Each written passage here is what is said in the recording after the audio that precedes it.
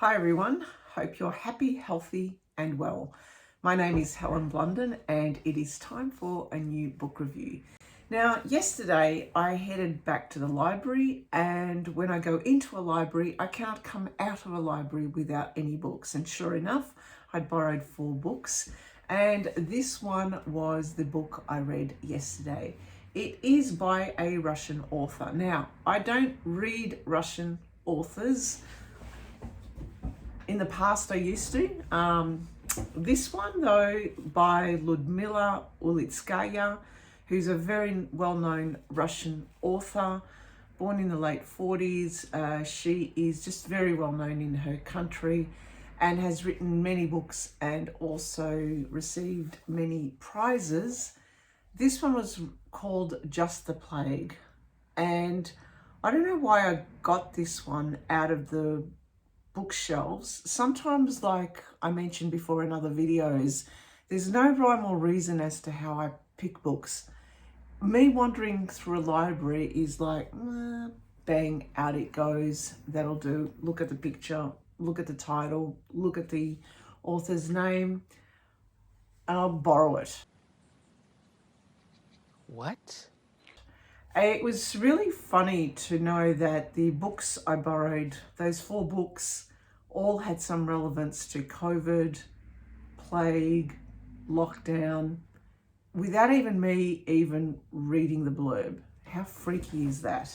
And I don't know what that is meant to be, but I've had so many coincidences in my life recently that I don't even bother trying to explain them anymore because they just happen all the time. All right, so what is Just the Plague about? Now, this was published in 2020, which was around COVID time.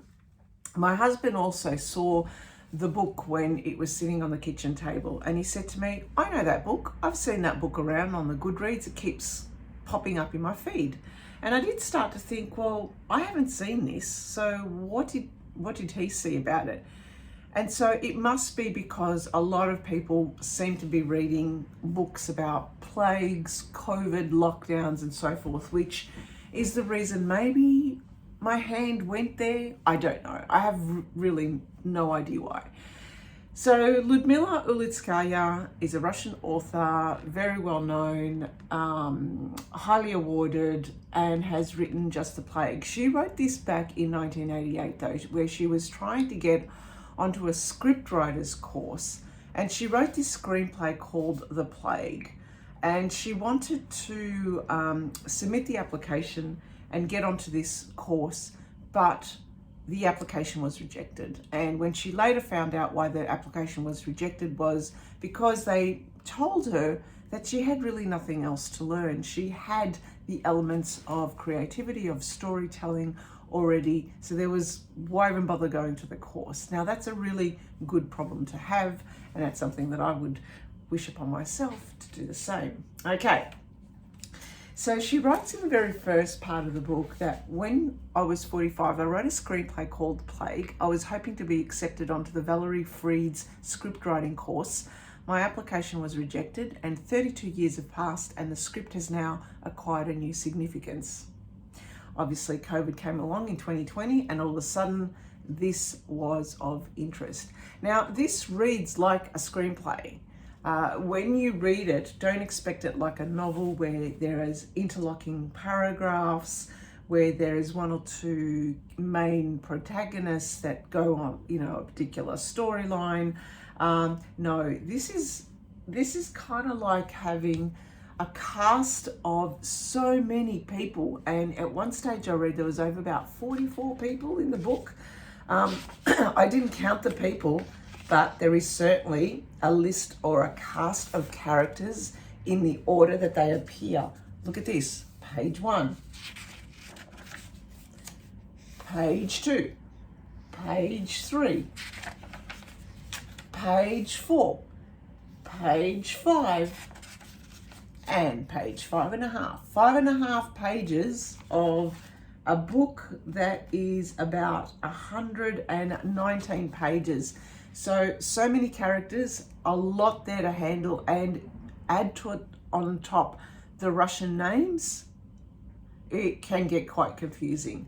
But ultimately, leave the characters aside, the interlocking, I guess, thread of it is the fact that it is based on a true story that happened back in 1939, where a scientist had this research on the plague, and he managed to catch the plague in his laboratory. He then wanted to put a report in, and he was on this train going towards the government officials where he was going to put his report, and the people on the train had unknowingly obviously been around him. He was carrying the plague, and so there was a big race by the secret police to try and find the people who were in that train with him and try and detain them. Now, when they said detain, it's not likely the Russians have been used to having people, secret police, knock on their doors at all hours of the night and detain them for no reason. So this was really a different spin on that. It was the fact that yes, they were detaining them, but they weren't detaining them for anything like treason or espionage or corruption or whatever. It was to have them quarantined. So yeah, anyway, so it was really interesting to see how people reacted. Yeah, they detained me. Yeah, but relax, it was just the plague. Yeah, it was okay. So here was a regime of, very strict communist Russia, having the secret police knock on your door and you not knowing what's going on because the secret police aren't saying that you're in danger because you have been exposed to the plague and that we need to quarantine you because this is going to get out and cause death and destruction across the country. So automatically people started to think, what did they do? They started to confess all sorts of things and were all worried. So it was based on real events, and I found this actually quite a good, very quick novel, although it wasn't a novel to read. I did find the names confusing at times because I had to go back to the cast of characters and say, right, who is this person again? Who is this person?